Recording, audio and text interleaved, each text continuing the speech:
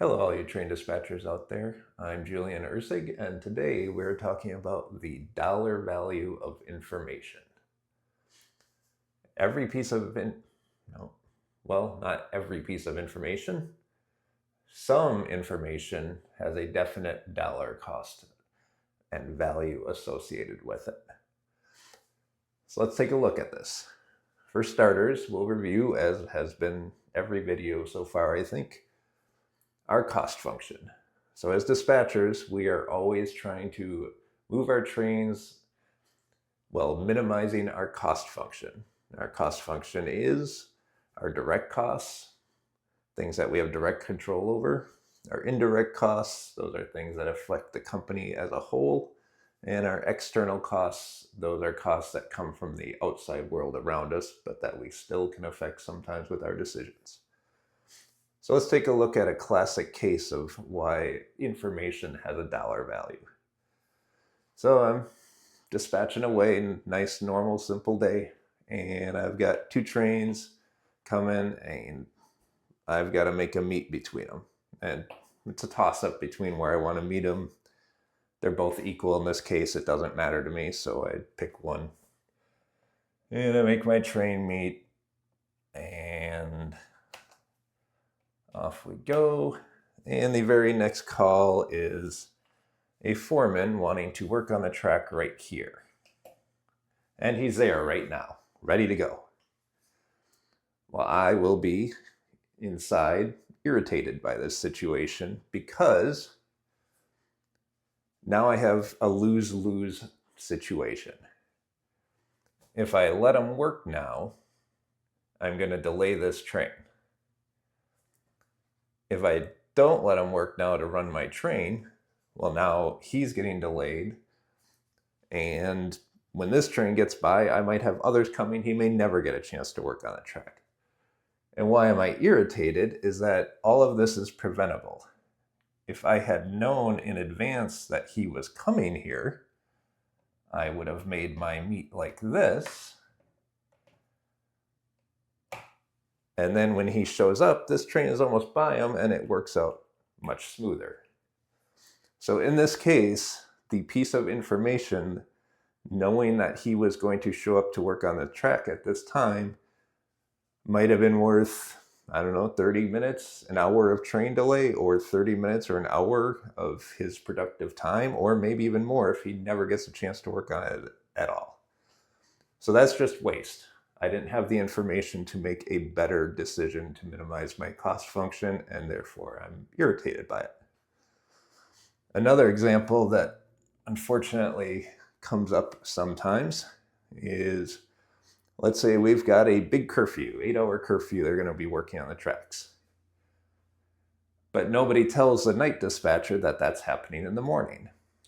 So coming to work, getting ready to dispatch, and you find out, 8-hour curfew starting right here. Well, unfortunately, my railroad is set up to where the trains that need to get past our curfew are getting delayed for trains that don't need to get past the curfew. So this is very frustrating because perhaps if the third dispatcher had this piece of information that there was a curfew, these trains would be here about to get by, they get the track on time, everything works out great. And in this case, if this curfew gang is delayed by an hour, that might easily be $1,000 of cost, or we might end up holding one of the trains for the curfew for 8 hours. That's easily $1,000 of cost, more than that. So this one piece of information, a 15-second sentence, would have paid the salaries of both the dispatcher and the manager for the entire day. Just 15 seconds. So in this case, that piece of information was extremely valuable. And these can be true these are examples of more of a direct cost situation, but this applies to indirect costs and this applies to external costs too. For example, we may have been getting some publicity for blocking crossings, and the news are coming up to videotape for the news that we're blocking crossings.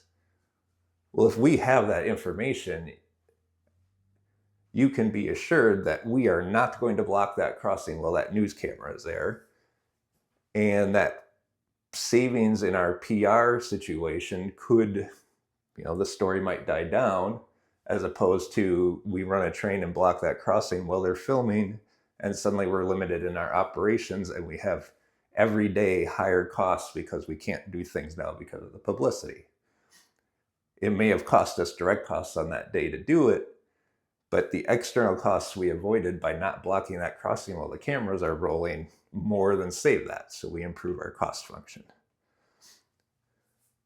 In conclusion, the value of a piece of information is equal to the savings in the cost function it provides.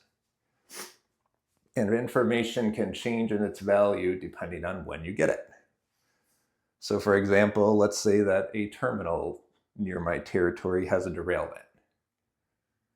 The faster I learn that piece of information, the greater the value of that information. If I find out immediately, I might be able to slow down calling trains coming to that terminal, maybe saving a recrew. If it takes me 2 hours to find out that information, I may already have a train coming there. Now we're going to have to park it and get another crew, and that delay of 2 hours of getting that information might cost us $1,000 for another crew. So timeliness is a factor in the value of information. Anyways, I hope this makes sense and is interesting.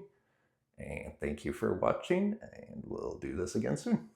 Thanks. 'Cause I got you on my mind, freight trains in my head.